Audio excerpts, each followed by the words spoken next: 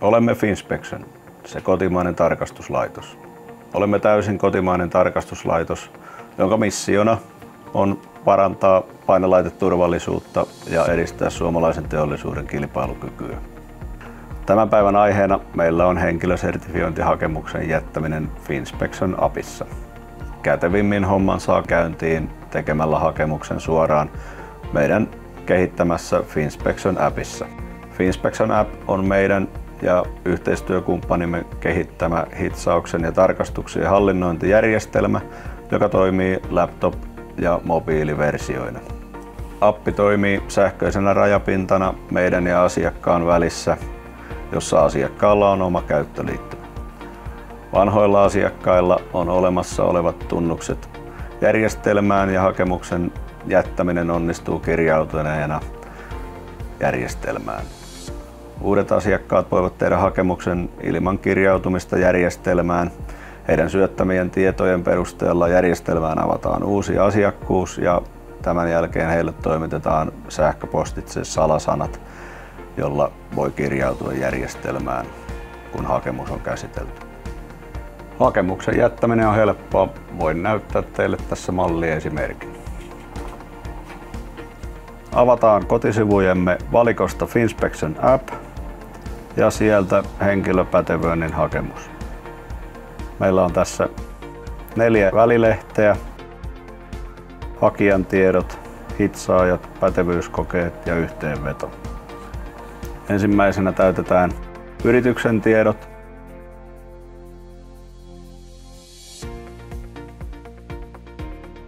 Asiakasyhteydenpito, vahvistusviestit ja käyttäjätilin tunnus tulee olemaan tähän syötetty sähköposti.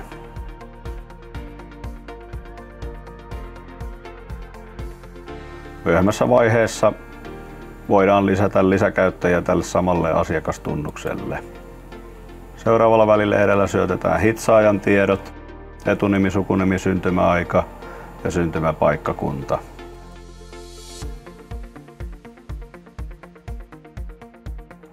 Lisäksi pakollisena tietona tarvitaan hitsaajatunnus. Valinnaisena voidaan syöttää hitsaajan kuva, joka saadaan myös näkyviin todistuksiin, sekä hitsauslisäainetodistukset tai materiaalitodistukset.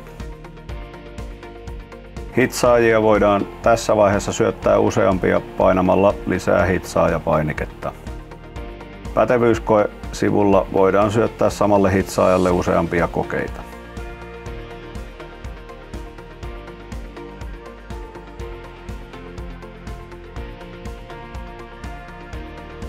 Kolmannella välilehdellä eli pätevyyskoevälilehdellä syötetään pätevyyskoetiedot. Se aloitetaan sillä, että valitaan hitsaaja.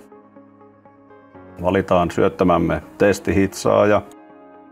Valikon alta voidaan valita pätevöintistandardi.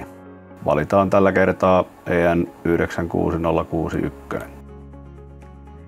Täytetään muuttujat lomakkeelle.